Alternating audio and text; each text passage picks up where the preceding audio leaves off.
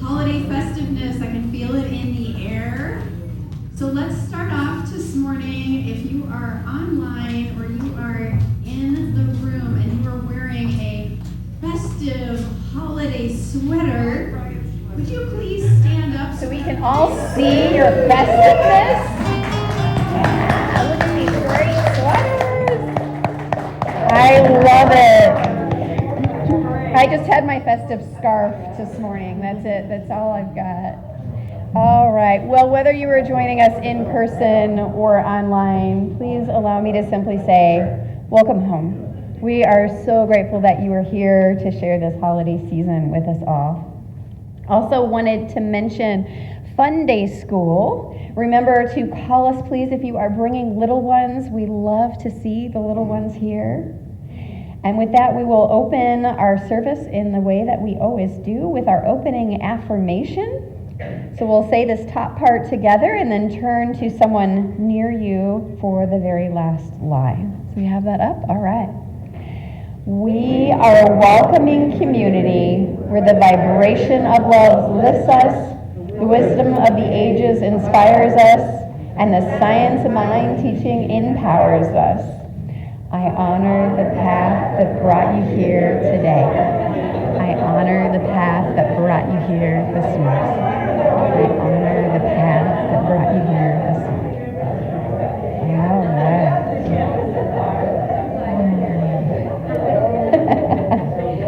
Oh, we're a rowdy bunch this morning. I like it. Lots of energy in the room.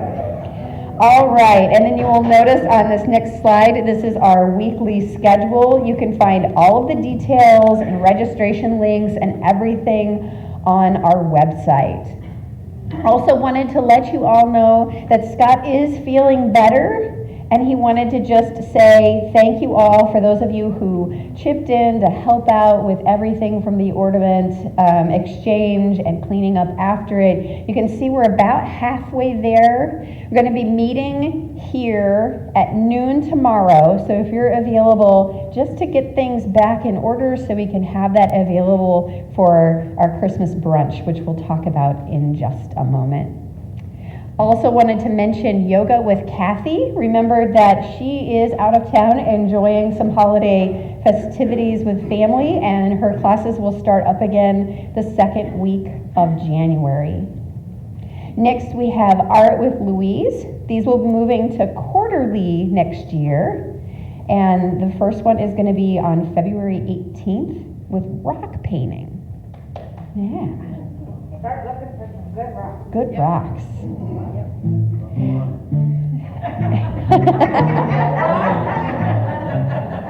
Great rock. Yes, I did say rock. Next up is our Christmas Eve service. That will be obviously on Christmas Eve at 6 p.m. We're going to have some music, some meditation, as well as some stories. So be sure and join us for that. Again, that is Christmas Eve service. We won't have a Sunday service the following morning, but we will have a Christmas brunch. So this is a potluck and a gift exchange. It will start at noon here at the center. And please be sure to sign up so we know what dish you are going to bring. Speaking of all things Christmas, I want to go ahead and invite Bev up to talk about our family that we're hosting this year. Hi, families at Bridge House. Yes, we're doing well. And don't forget, this Tuesday at 1:30 is our gift wrapping party in the community room here. So that's another reason to have it cleaned up by Tuesday. It's a big job. Anyway, we're doing really good. If anyone hasn't turned in their gift and would like to, you need to at least talk to me and tell me so we can set up arrangements for the gifts to be here by Tuesday, because they're leaving Tuesday to go to Bridge House. Two of the gals from that work with the PACT program there will be coming and joining us for the gift wrapping. So I have a chance to get to know them a little bit and have some good times. So if anyone has taken a tag and didn't tell me they took the tag, I really need to know about that because there are 4 tags missing that I cannot account for. So if I don't know by today, I'm going to be out shopping again tomorrow to get those tags fulfilled for our families, okay? Thank you everyone so much, and if you haven't made a donation and would like to, please give to the center and mark Bridge House on there, or the kids will know what it's about to go to the Bridge House Fund for gifts for Christmas, and it carries over into our other programs that we do with them throughout the year. Thank you. Thank you. All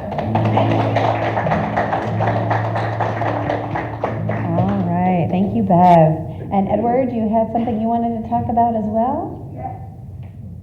Come on up. Ta-da,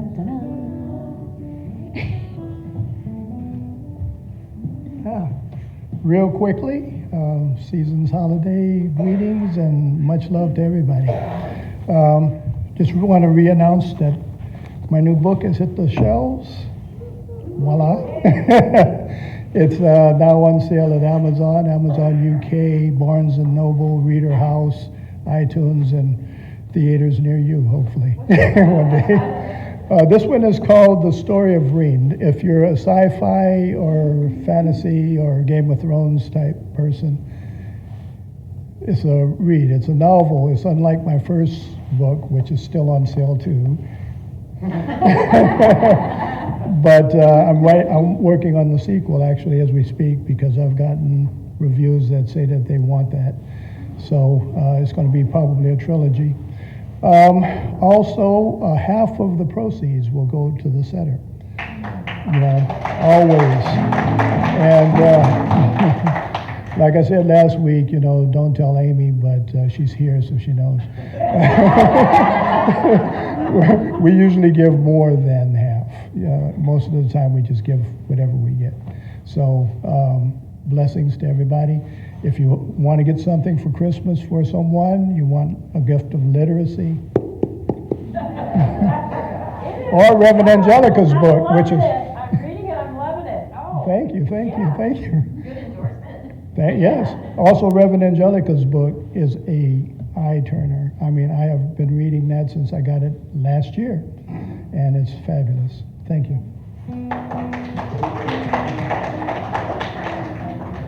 Such a great, talented community that we have here.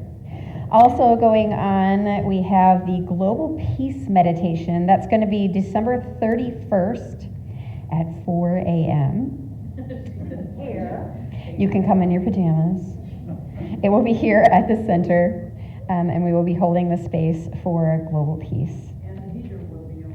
And the heater will be on. Yes, we will turn the heat on at that hour. Also coming up next year, I wanted to mention the first Wednesday of every month, I am going to be facilitating a healing service. And so the first one will be January 4th, 6 p.m. They will be on Zoom. It's a recommended $20 love offering, but no one will be turned away based on price. Please come, give yourself this gift. If you haven't experienced this before, it's based on the Sacred Days work by Marcia Sutton and Lloyd Strum, and you'll have an opportunity to do a visualization and come away with a customized prayer that you can say every day for yourself to really help you begin to overcome any obstacles, if there's anything you want to manifest in your life, or you're looking to just dig in a little bit deeper. This is one of the most powerful tools I personally think we can have in our toolkit, so I am just absolutely grateful that I have the opportunity to bring this all to us here in Eureka Centers for Spiritual Living, and hope you will join me there. Yeah. Also, as a reminder, our membership forms are here on the side table. You can indicate that you want to continue your membership or become a member, as well as state what your planned contribution is. Remember that this really helps us to plan out the next year, as we know what our finances will be based on what that conscious giving is. The other thing, let me Yeah, just go ahead. mention that, on the inside is a whole list of all the things that we did last year. So, and it's quite an extensive list, so. What Absolutely. Thank you, Reverend Angelica. And for those of you online that didn't hear, in the inside, there's a list of everything that we did last year so you can know how your contributions are being spent. Also, our bookstore, as always, is 20% off or otherwise marked. Louise, you have something you wanted to add? Well, finish, and then, Okay. yeah, I just want to make an announcement that I forgot we talked about. Okay. Do you want to come up? Sure. Okay. Do it already. Okay. She did say it already. She I did? mentioned art with Louise. No. No, she didn't. Oh, I know what You know what I mean, when she said January 4th. You're doing something in the evening. Between 9 and 11, every first Wednesday of the month, I am leading a walk at the Humboldt Bay National Wildlife Refuge, which is across from CR, south of here. Winter, great time for birding. So Angelica said, you should have and tell everybody about it, and we can go birding if you want to. And it's a nice walk. You have to bring your own binoculars. The center is not open for borrowing binoculars, not yet, because of COVID. So please join me, and then you can join Karen. 9 to 11 a.m. on Wednesday, the 4th of January. Thank you. That's wonderful. All right. Also wanted to mention the little pantry. Please remember to keep that in your thoughts as you're doing your holiday shopping. You can bring things on Sundays or on Mondays between noon and 4. Our theme for this month is community, and we are doing a great job with that here. I can feel the energy of community just all around us. And then I want to go ahead and we'll move into our contemplative meditation time. So to invite Les up with Les and Jackson.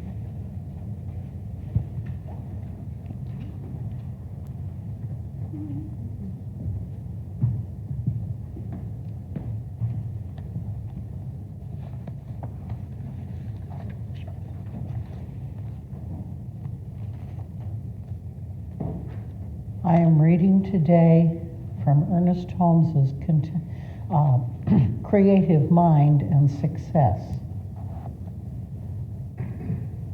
How to attain strength. Let us see that we use the right attitude of mind in all that we do, filling ourselves with such courage and power of strength that all thought of weakness flees before us. If any thought of weakness should come, ask this question: is life weak? If life is not weak and God is not discouraged, then you are not, never were, and never will be. I should like to see the sickly, discouraged thought that could withstand this attitude of mind. No, life is strong, and you are strong with the strength of the infinite. Forget all else as you revel in this strength. You are strong and can say, I am. You have been laboring under an illusion, now you are disillusioned. Now you know, and knowing is using the law in a constructive way. I and my Creator are one. This is strength for the weak and life for all who believe.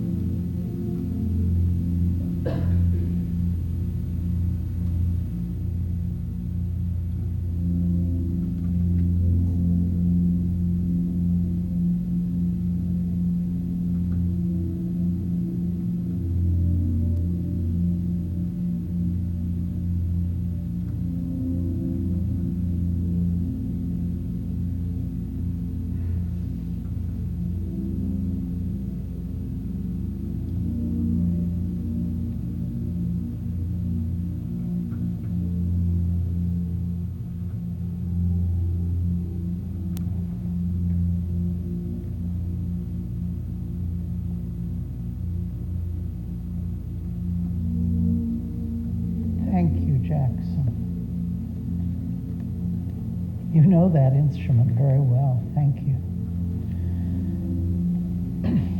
And so, let us know that this strength is both individual and collective, that we are all in and of Spirit, that we breathe Spirit, that Spirit speaks with our voices, works with our hands, moves around on our feet, and that the good we can do for ourselves and for others is absolutely without limit, because Spirit is without limit. And so with great gratitude, I say, and so it is.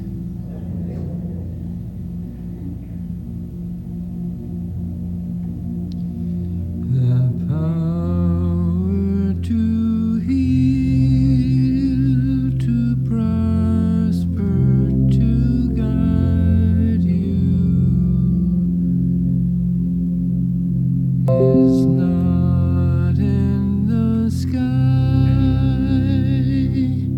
it's deep down within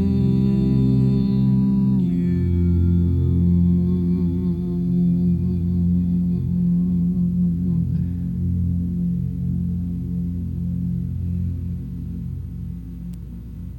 So with gratitude, I welcome our beloved Reverend Angelica.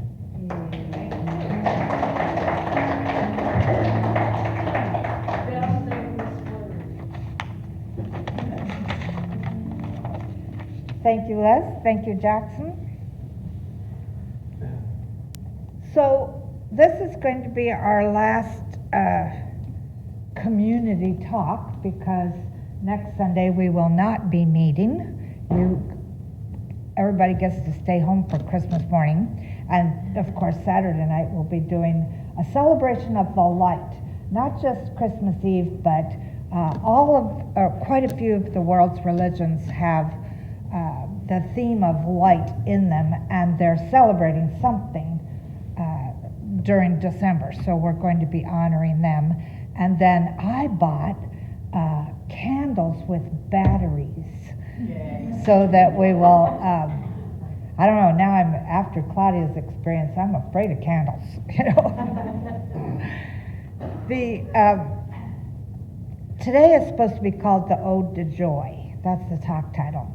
And yet, when I looked at the notes put out by Global Vision, it didn't have anything about joy in it, but it did have a lot about community in it. But we'll work this out and see how it comes out. So I want to start with a quote by Chief Dan George, who's part of the Tsleil-Waututh Nation in Burrard Inlet, British Columbia. He says, "We have taken so much from your culture. I wish you had taken something from ours. For there were some beautiful and good things within it. Perhaps now that the time has come, we are fearful that what you take will be lost." I read that and I thought, wow, what are we afraid of that might be taken from us? In this idea of community, you know, we say in our global vision that we're working towards a oneness of humanity, and yet we don't see that when we look out at our world. We see little separate entities.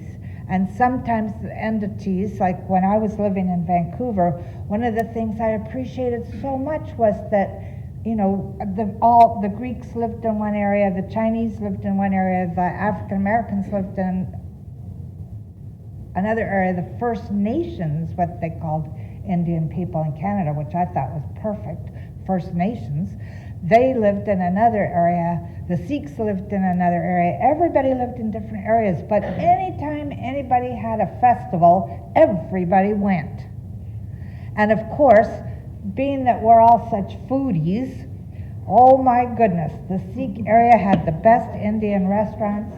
You know, the Mexican area, I mean, you know, you sort of, we'd conglomerate or joined together around all this delicious food from all these different cultures.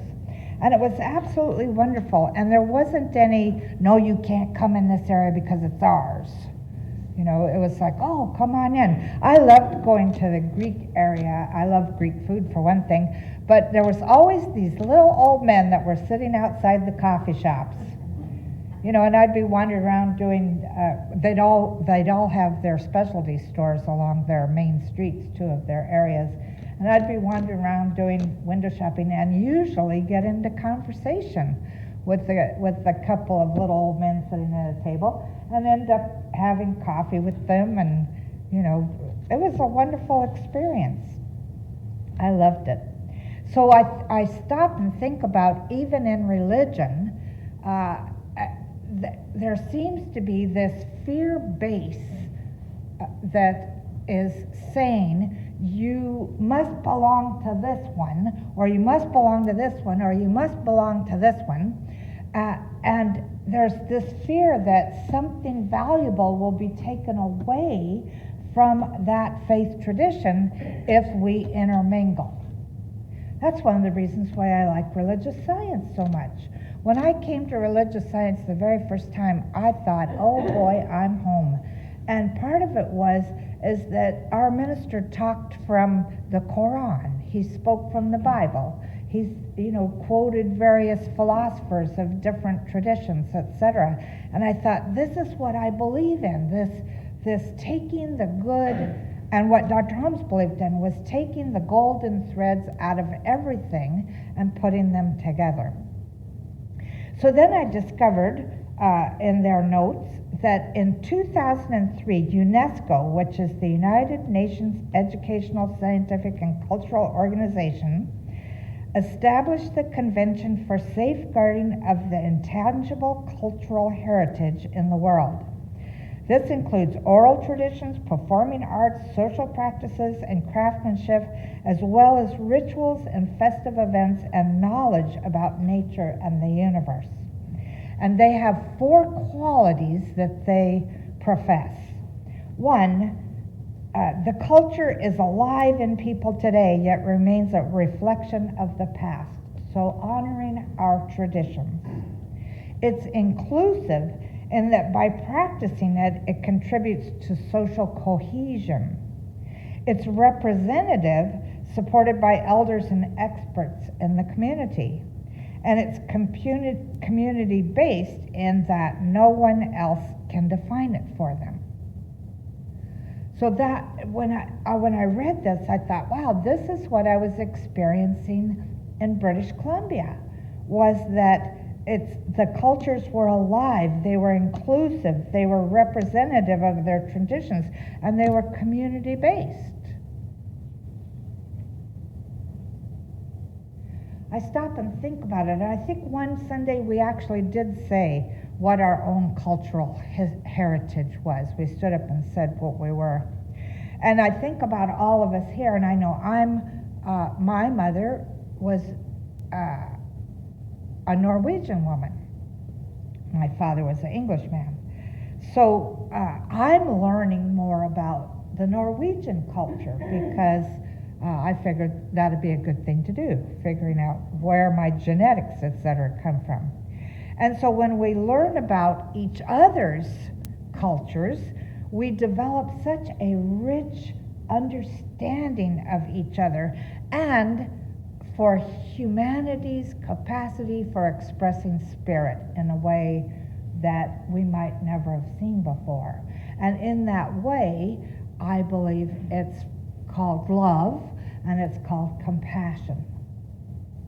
And I think that's what one of the things community is so important for. And so in that idea of compassion and love, we begin to feel the joy. And we can have an ode to joy, you might say. So in order to have this joy, we have to feel safe, right? So when you're walking into this space, in fact, Dr. Lockhart, Jim Lockhart, who used to have the Baltimore Church before I did, he wrote a book called Creating the Beloved Community, which is absolutely fabulous. He says safe space in spiritual community is not about eliminating discomfort. It is providing a supportive place where we can experience the inevitable discomfort of deep personal introspection and spiritual growth with support and understanding. So I'm going to use Claudia for this example. Her house burnt down. And yet, and that has got to be one of the most traumatic experiences you could have, is losing everything. Absolutely everything. And they lived in this place for 30-some years. So that idea of home and safety and possessions, etc., was destroyed in just an hour or so. And yet, look at what our community has done. Every time I turn around, I'm finding another box that says, "For Claudia," on it. And I've been over to the new house, which they found rather quickly and is very nice. And, helping sort through things, and, they don't need any more sheets, by the way.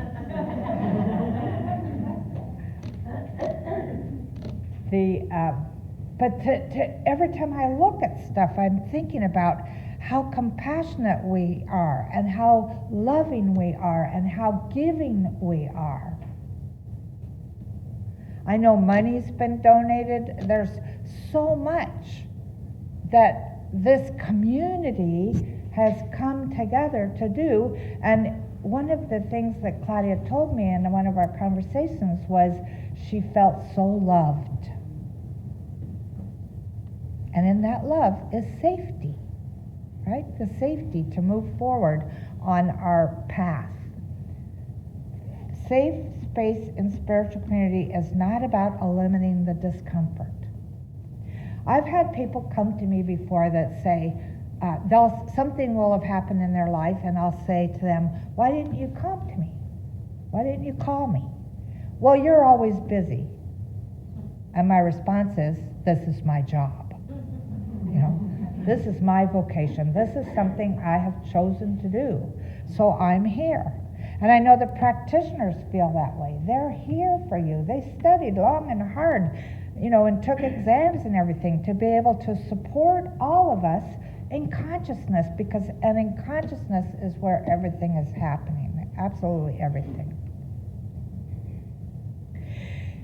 In this idea of community, the science of mind wants us and teaches us to recognize wholeness in all ways, in absolutely all ways, in everything.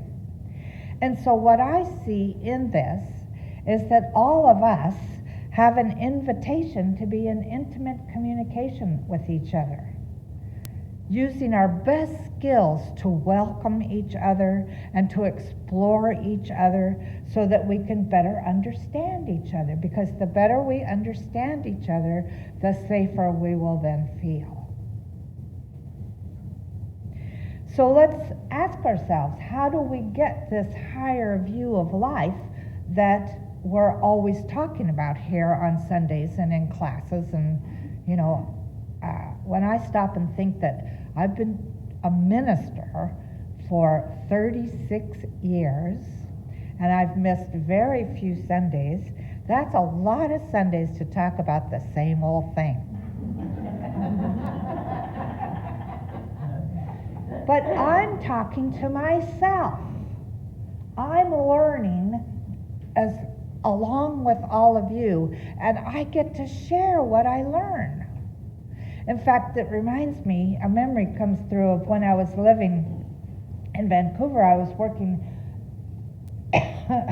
as a data processing manager for an accountant who did a lot of taxes. And every day I'd have to walk, where our office was right on the outside of downtown Vancouver, and every day I would walk to the post office to mail our things and to pick up our mail and all that. And one day I'm crossing the street. As I'm crossing the street, I hear this whistling, and it sounds like bird song, and it's so beautiful because it's bird song woven into harmony in some sort of way. And I realized that over on the corner over there is a obviously homeless person. And he is doing this whistling, looking up at these trees. Now, I got to tell you, Vancouver has more green space than any other city of its size in the world. So there's green everywhere. So he's looking up at these trees and he's whistling and he's smiling and he has a book in his hands and he looks down at the book and it's like he's reading something and then he starts whistling again, you know, and then he's reading something and then he's whistling again. And I said to him, I walked up to him and I said, "What are you teaching the birds?" Because I realized he was holding the Bible. And he said, I can't even remember now what he said. Make it up, yeah, make it up. He said something to the effect that in order to have more joy in your life, you have to give out joy. And that this was the lesson for the birds. And I said, oh, birds bring me great joy. I love hearing birds. In fact, you know, when I first moved into the house I've lived in since I got here 8 years ago, I'm on the edge of a green belt, and there was no birds. All these redwood trees and no birds. I couldn't understand. It was like dead, you know, no sound. And finally, some crows showed up. I was like, yay, birds, you know. And now every time I take the feral cat food out, they're up there chattering, like waiting for theirs. So I was going to talk to you about how we get a higher view of life. How do we sing that ode to joy? So we all know what it's like to work together, and we're seeing it more and more often as this particular spiritual community. And to me, I was thinking that it's a lot like listening to a symphony. You know, you can hear this instrument, like when you're sitting there while they're tuning up beforehand, you know, it's kind of a cacophony of sound, you know, each one doing their different thing, and then they start playing whatever it is they're going to play. And you realize that that whole thing would not exist unless everybody played together. So we're all playing together. We're all singing an ode to joy. We're all doing our parts. And what this is about is elevating our thoughts away from just me. The me kind of thinking that we used to experience a lot of. We're realizing now that this isn't about me. It is about me, but it's about every single person in our reality. And our job is to elevate our thinking so that we move into a space where we see the greater wholeness that the universe is, and we create the space for the symphony of humanity to fully express itself. So we're fully expressing ourselves as a community, one person at a time. And by elevating our thoughts, we're remembering that we're all one. If you look at this from a different perspective, I'm speaking to myself. All the various aspects of myself. God is speaking to God, right? The universe is speaking to the universe. And it's delighting in how it's expressing through me and through each of you.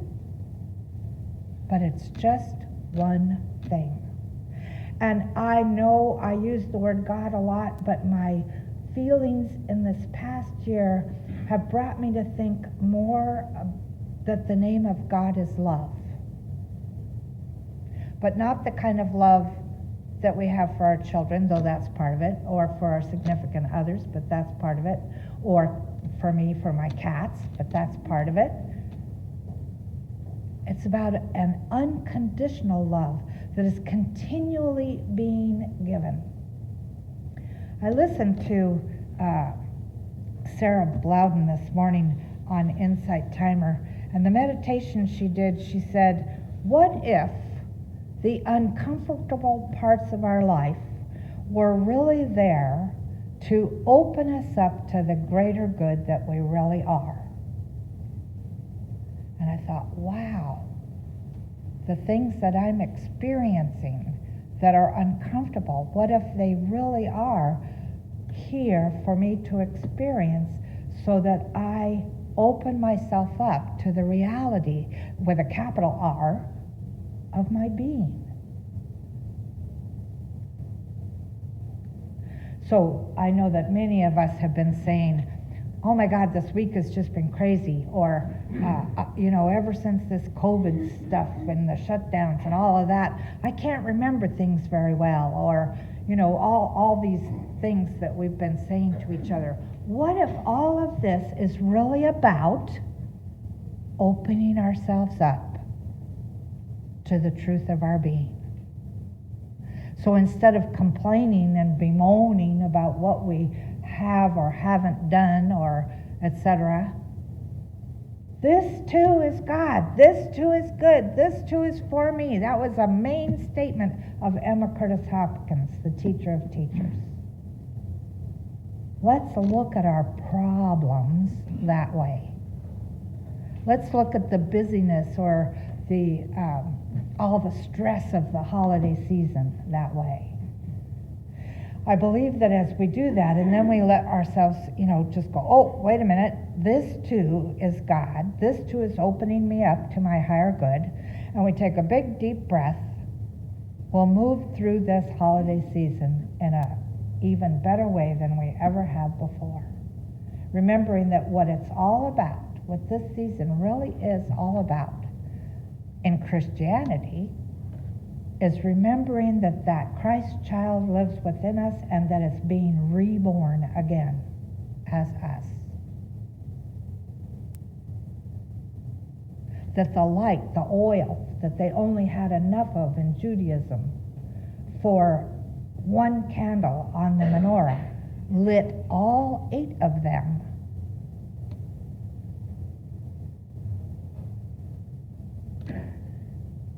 It's all about the light. That's what we really are. Different expressions of the one light. So let's say our affirmation this morning.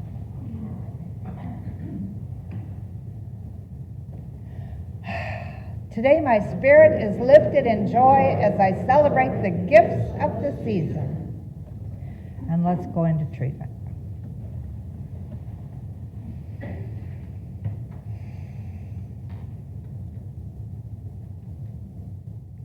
Gratefully I acknowledge the light. I know that it is greater than the sun, greater than any of the stars and planets and everything all put together. It is a light that is in absolutely everything. Even science will tell us that. The light is in everything. So we know then, through this teaching, that the light is within us. And we choose to capitalize that word so that we know that it's divine light. Divine light is within each one of us. Divine light is expressing as each one of us. And so I know that the closer and closer we get to this understanding, the more joy we experience in our life. So I speak these words in the first person so that each of us can just embody them. And I declare I am ready and willing to be a greater light than I have been up until now. I am willing to see the joy in all of the different experiences that I have, regardless of whether they're uncomfortable or disturbing or whatever. I move myself into that place where I say, this too is God. I allow myself to be opened, to continually have my heart opened so that I can be the epitome of kindness and compassion. The Dalai Lama said kindness was his religion. So I see us doing that as well. And I know without a shadow of a doubt that as we allow ourselves to let go of what doesn't work and move into this higher truth, that we feel the love of the universe as it moves through us, as us, for us.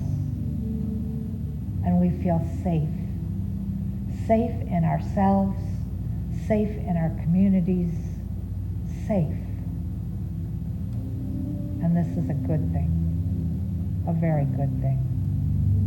And so I release these words into divine law, knowing that they are already so.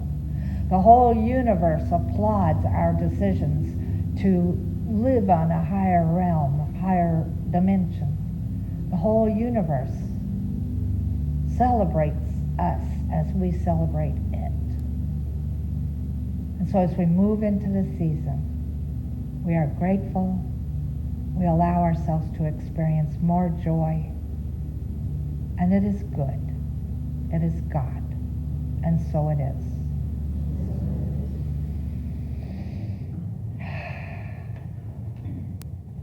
Our musician this morning is Jeff. Let's give him a hand.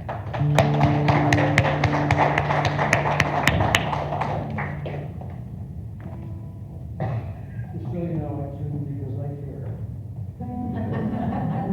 What did he say?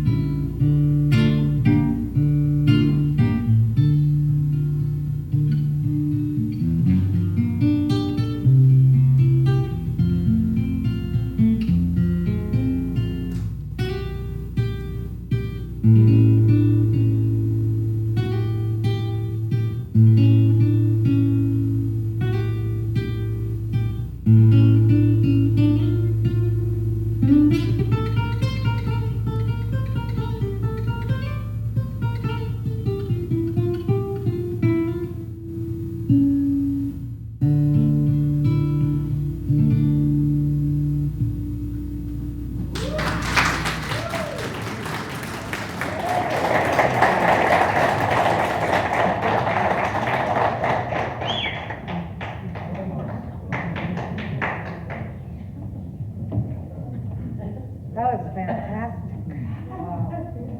It's wonderful to be able to see on the screen too when he does a close-up of your fingers as you're playing. That's really nice, really nice. All right, so now's our opportunity to think about the offering that we're going to be giving. So think about that for a moment. Imagine holding it to your heart or in your mind. And let's say this affirmation together. I gratefully give from the fullness of my abundance, knowing my gift blesses this center, all in it and beyond, and so it is.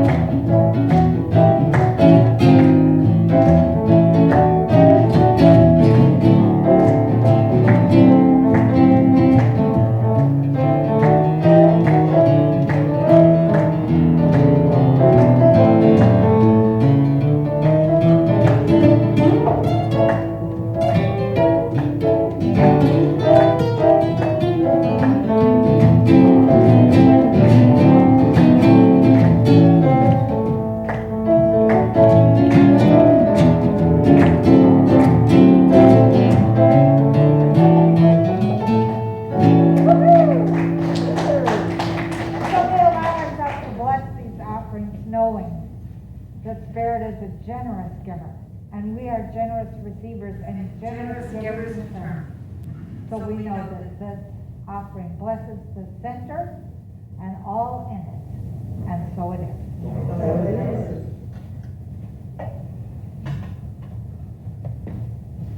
There's all the things on how to donate if you're not here. And by the way, Zoomers, thank you very much for being here this morning. I miss when I was doing this from my dining room table and I could talk to people on there. So let's get the next slide here. All right, who's ready to read our community statement of inclusion? Les, here it is right here on this piece of paper.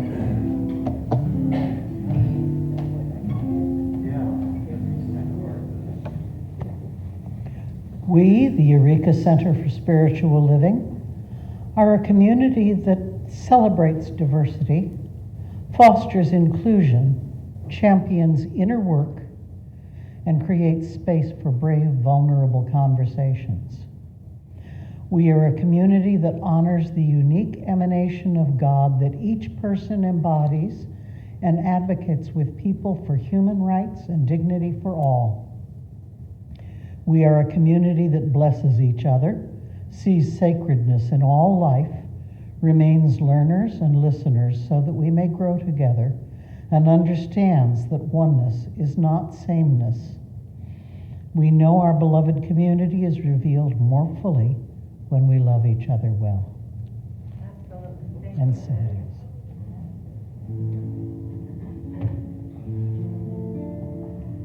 are going to end with a different song today because of the talk title.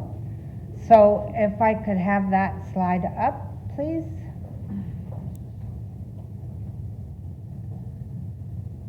Can you read it? Uh-oh. It is a lot of words. But some of you will remember this because we used to sing it all the time. So, what? Yeah. Do you want to come up here, Donna, and sing it? I'll be up here.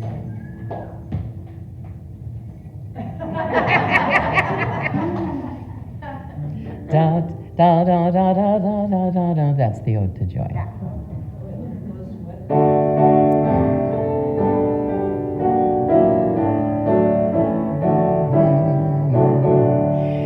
God fills all the universe, its presence is in everything.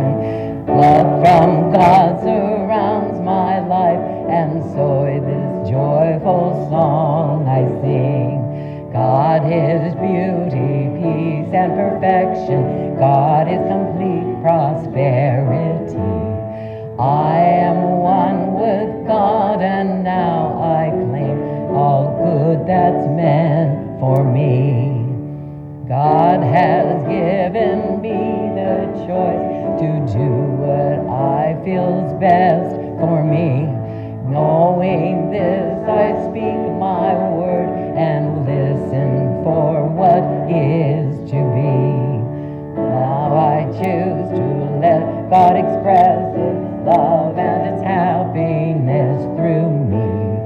Gospel music fills the air and love reigns through eternity. I accept the love of God, and as it fills my heart and mind, I see everything around me, mirroring the joy I find. I am thankful for the assurance that all the universe is one. I may release my word with joy and know that it is surely done. Amen. Amen.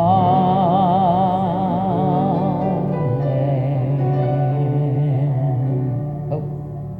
Yay. Sounded beautiful. Thank you very much.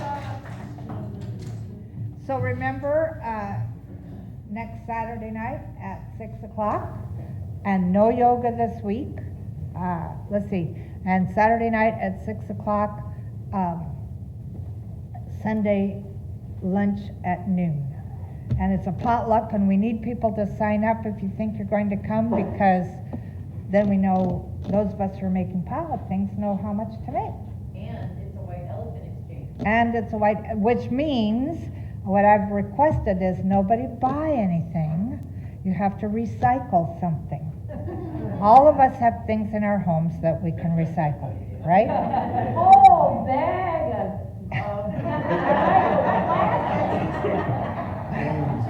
Hey, that's cool. Very good. All right.